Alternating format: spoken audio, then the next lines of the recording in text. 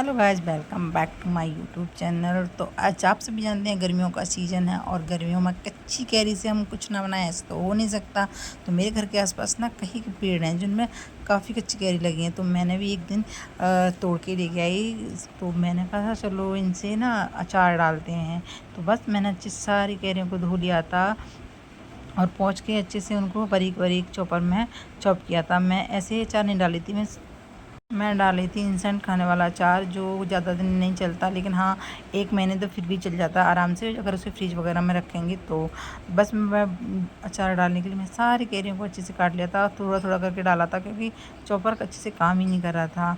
तो बस मैंने सारी कैरियों को अच्छे से उसमें बारीक बिल्कुल बारीक चॉप कर लिया था। और थोड़ी सी ली थी मैंने हरी मिर्ची, चीज़ें मेरे पास थोड़ी सी थी और फिर मैंने थोड़ी ही डाली थी क्योंकि बहुत ज़्यादा तीखी थी और फिर बच्चे भी कभी खा लेते हैं।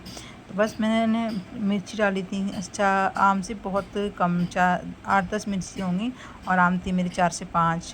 तो बस अच्छे से उनको मैंने रख दिया साइड में। अब बना रही थी मैं उसमें डालने के लिए एक मसाला। इसके लिए लिया मैंने सौंफ, जीरा, मेथी, राई वगैरह लेके सारे को अच्छे से मैंने तवे पर रोस्ट कर लिया था। और फिर मैंने इनको मिक्सी में पीस के एक मसाला तैयार कर लिया था जो कि अचार में डाला जाता है।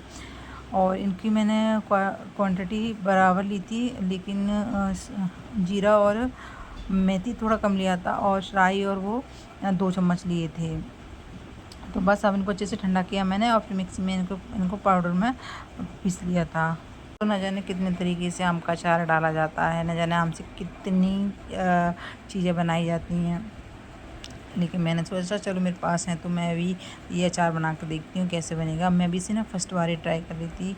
तो बस मैंने फिर उसमें डालने वाले मसाले थे वो डाले, 1 चम्मच नमक, बस मैं थोड़ा कम ही था, ये ज़्यादा अचार नहीं बनाया था। मुझे लगा कहीं अच्छा ना बने या ख़राब बने तो पहले कम ही बना कर देख लेती हूँ, लेकिन इतना यमी बनाता ना ये, बहुत ज़्यादा ही। तो बस मैंने उसमें हल्दी, नमक, मिर्ची वगैरह सारा कुछ डाल के रख दिया था। फिर मैं इसके ऊपर जो मसाला मैंने भुना था के पीसा था ना, मैं वो डाल दिया था और इनको अच्छे से मिक्स कर दिया था।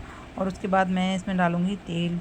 तो तेल को ना मैंने अच्छे से पहले गर्म किया और उसमें सौंफ और हींग डाल दी थी। फिर इसको ना ठंडा करना है, थोड़ा सा ठंडा करने के बाद ही डालना है।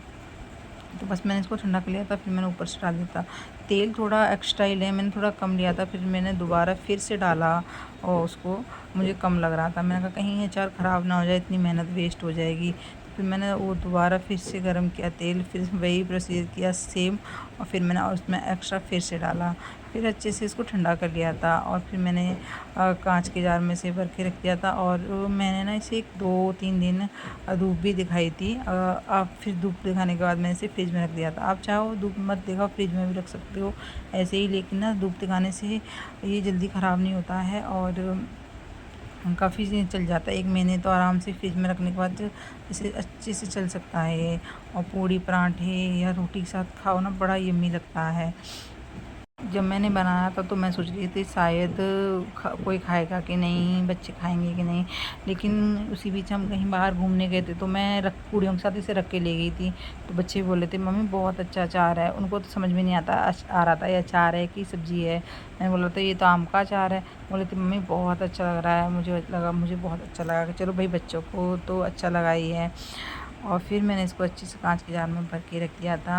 कोशिश करें कि इसे कांच के जार में ही रखें, प्लास्टिक के में ना रखें। और कुछ आम मैंने बचाए थे तो उनसे बना रही थी मैं आम पन्ना, जिसके लिए मैंने 3 आम को 2-3 कुकर की शीट में अच्छे से उबाल लिया था।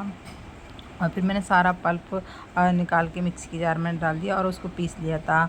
और अब लिया था मैंने पुदीना, भुना हुआ जीरा, चीनी और मिर्च, एक टुकड़ा मैंने हरी मिर्ची का भी डाला था। अब चाहो तो डालो, नहीं डाल सकते हो।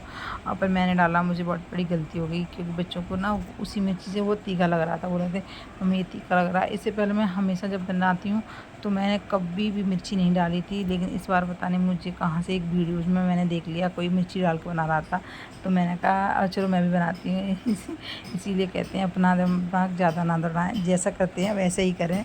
तो मिर्ची से ना थोड़ा इसका टेस्ट तीखा हो गया था, लेकिन बाकी तो अच्छा लग रहा था पीने में। मैंने तो पिया, बच्चों ने नहीं पिया था, उनको तीखा लग रहा था क्योंकि मिर्ची ना बहुत ज़्यादा ही तीखी थी। तो बस मैंने इसकी भी एक चटनी, मतलब इसको पीस के एक पेस्ट जैसा बना, आम पन्ना में ना आप पुदीना तो ज़रूर शेयर करना, बिना पुदीने के उसमें बिल्कुल भी टेस्ट नहीं आता है। चाहो तो धनिया वगैरह भी पीस सकते इसके साथ।